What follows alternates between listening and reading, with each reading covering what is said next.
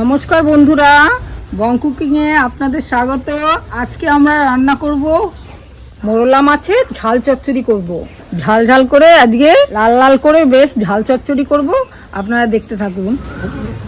কড়াইতে তেল দিয়ে দিলাম। মাছগুলো আমি একটু ভেজে নেব। লবণ দিয়ে নিলাম, হলুদ দিয়ে মেখে নিচ্ছি। তেলটা আমার গরম হয়ে গেছে, এবার আমি মাছগুলো দিয়ে দিচ্ছি।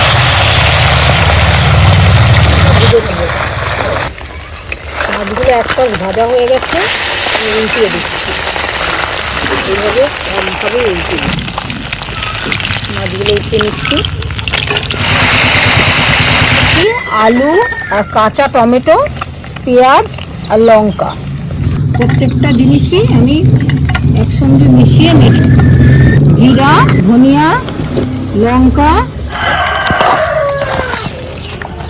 মাছ ভাজার পরে যে তেলটা ছিল আমি আবার আরেকটু তেল এর মধ্যে দিয়ে নিচ্ছি।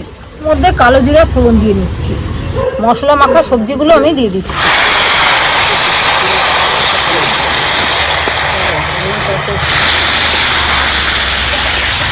রান্নাটা আমি মোরলা মাছের তেল চচ্চড়ি করছি। ওটার মধ্যে তেল ছেড়ে দিয়েছি। আমি এবার মশলা ধোয়া জলটা অল্প করে দিয়ে দেবো। মাছগুলো দিয়ে দিচ্ছি। আপনারা এইভাবে রান্না করে খাবেন, এর একটা স্বাদই আলাদা। গুঁড়ো মাছের যে আসল টেস্ট, এটা এইভাবে রান্না করলেই টেস্টটা বুঝতে পারবেন।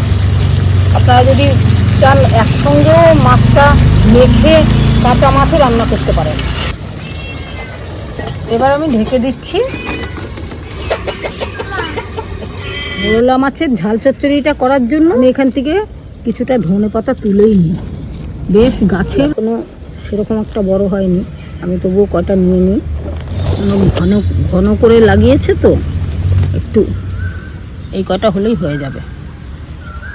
দেখেন কত সুন্দর ধনেপাতাগুলো। আমি এগুলো আজকে মোরলা মাছ দিয়ে চচ্চড়ি রান্না করব।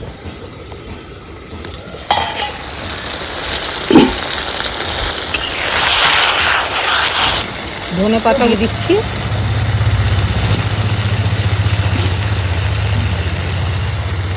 কচি কচি ধনেপাতা তো বেশি কুচোলাম না, ছিঁড়ে ছিঁড়েই দিয়ে দিয়েছি।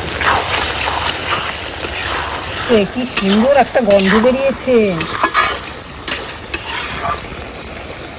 এবার আমি নামিয়ে ফেলছি।